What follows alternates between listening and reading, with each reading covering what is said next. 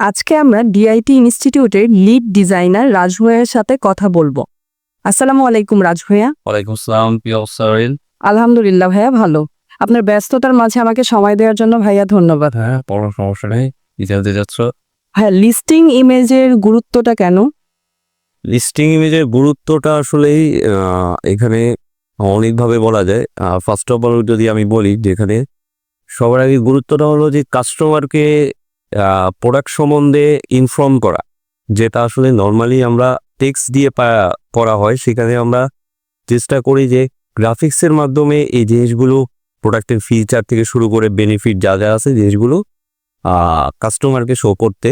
তো আমি যদি তোমাকে আসলে স্ক্রিনে দেখাই নর্মালি, যে এখানে একটা প্রোডাক্ট আছে। নর্মালি দেখো, যে প্রোডাক্টটা হলো শুধু ইমেজ আপলোড করে রেখে দিছে সে, কিন্তু এখানে যদি কোনো কাস্টমার আসে প্রোডাক্টটা কিনতে, তাহলে কিন্তু সে এই প্রোডাক্টের ইনফরমেশনের জন্য তাকে যে বুলেট পয়েন্ট আছে বা প্রোডাক্ট ডেসক্রিপশন আছে, সেখানে গিয়ে সব কিছু নর্মালি একটু যে পড়তে হবে বা এগুলো নিয়ে একটু স্টাডি করতে হবে, কিন্তু কাস্টমার নর্মালি এত সময় থাকে না।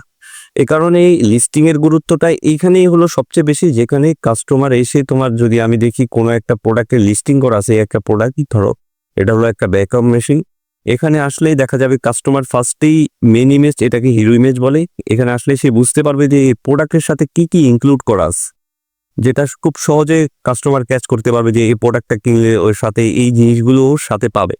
নেক্সটে যদি আমরা যাই, গেলে দেখবো যে এখানে আরেকটা ইনফোগ্রাফি ইমেজ করা আছে, যেখানে বলা আছে যে এই প্রোডাক্টের মাধ্যমে সে কি কি জিনিসগুলো আসলে পরিষ্কার করতে পারবে বা ক্লিন করতে পারবে। তাহলে এটা কি তার জন্য খুব সহজ হয়ে যাবে, যে কাস্টমারের জন্য জানাটা যে প্রোডাক্টের ফিচারটা আসলে কি, সে এখানে কি কি জিনিসগুলা এখান থেকে সে ক্লিন আপ করতে পারবে এই প্রোডাক্টটা দিয়ে। পরে ইমেজে যদি যাই, এখানে কিছু তার ব্যাটারি সম্বন্ধে কিছু কথা বলা আছে, যেখানে কাস্টমার এই আইকন বা এই টেক্সের মাধ্যমে, আইকনের মাধ্যমে সেই ইনফরমেশনগুলো সব সহজে করে নিতে পারবে। এই কারণ হলো লিস্টিং ইমেজটা করা খুবই ইম্পর্টেন্ট। যে ম্যাক্সিমাম এখন অ্যামাজনে বলতেছে যে যারা হলো লিস্টিং ইমেজে আপলোড করে প্রোডাক্টে, তাদের প্রোডাক্টের সেল মিনিমাম 30 থেকে 35% ইনক্রিজ করে। এ কারণে বর্তমানে যারা সেলার আছে অ্যামাজনে, তারাও আসলে চাচ্ছে যে তাদের প্রোডাক্টগুলো খুব সুন্দর করে আসলে ডিজাইন করে বা গ্রাফিক্সে অ্যাড করে সেই প্রোডাক্টগুলো অ্যামাজনে আপলোড করে দেওয়ার জন্য।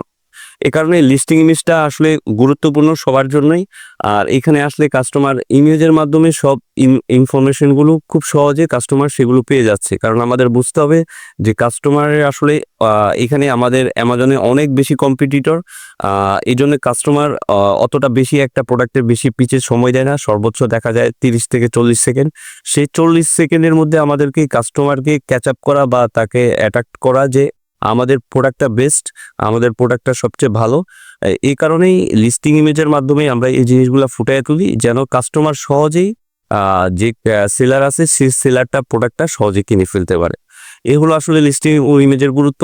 আর অনেক গুরুত্ব আছে আসলে, সেটা যদি আমি বলতে চাই অনেক সময়ের ব্যাপার।